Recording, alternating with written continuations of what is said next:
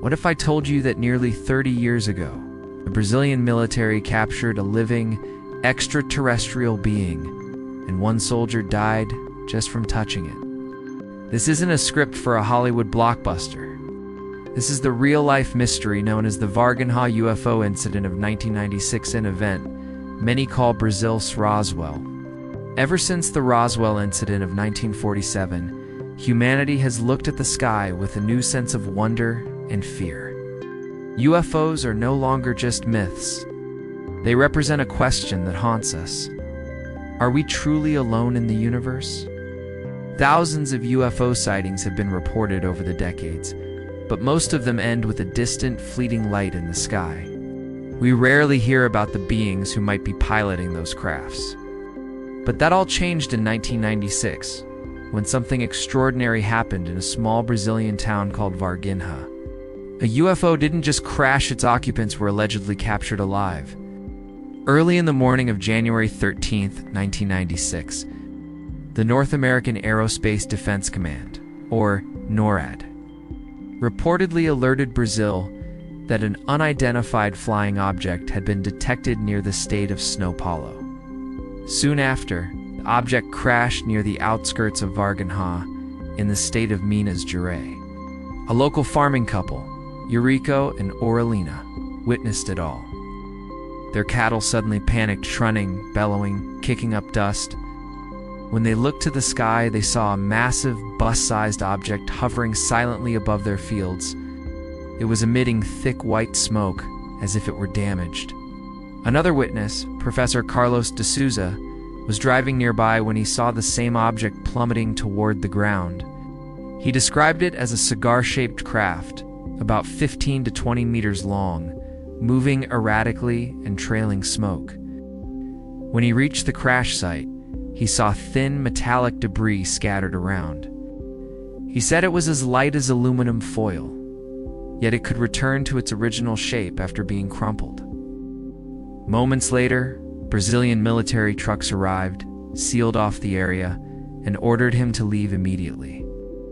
After giving one brief interview, Carlos disappeared from the public eye for 26 years. 1 week later, on January 20th, 1996, 3 young women in Varginha had an encounter that would change their lives forever.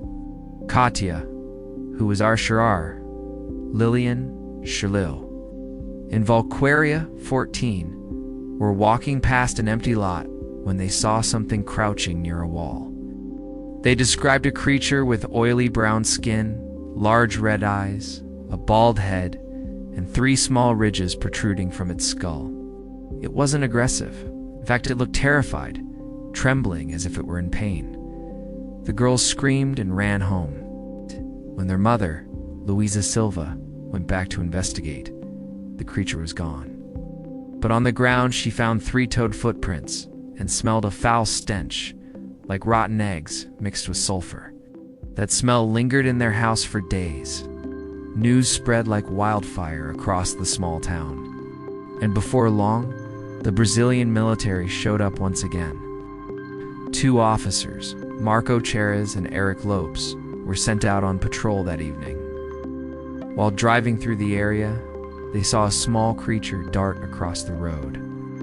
Marco jumped out of the car and grabbed it with his bare hands. He delivered the being to a nearby hospital, but within days, Marco began to feel sick. His body weakened rapidly. He emitted a strong sulfur-like odor. His skin turned blotchy, and his immune system completely collapsed. Just 2 weeks later, at the age of 23, he died. The official cause of death was listed as septicemia, blood infection, but his symptoms didn't match any known disease. Many of his colleagues believed he had been infected by an alien microorganism carried by the creature. According to multiple witnesses, there were 2 beings captured that day. One was taken by firefighters in the morning, and the other was captured by Officer Marco later that night. Both were transported to different hospitals in Varginha. A doctor, who later spoke anonymously, said he was ordered to take X-rays of a sealed black bag without opening it, recalled a stench so overpowering like ammonia and sulfur that he nearly vomited.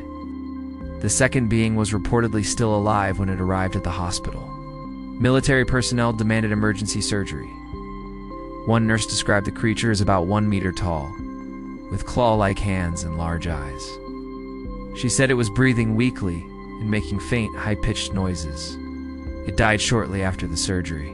Its body was sealed inside a stainless steel container and transported under heavy military escort. From that moment on, all documents related to the Varginha incident were classified. Decades have passed, yet the Varginha UFO case remains unsolved. The Brazilian government and the military have maintained complete silence. Witnesses who once spoke out have vanished, changed their stories, or refused to talk under pressure. Still, dozens of people, from civilians to doctors, firefighters, and soldiers, stand by their claims.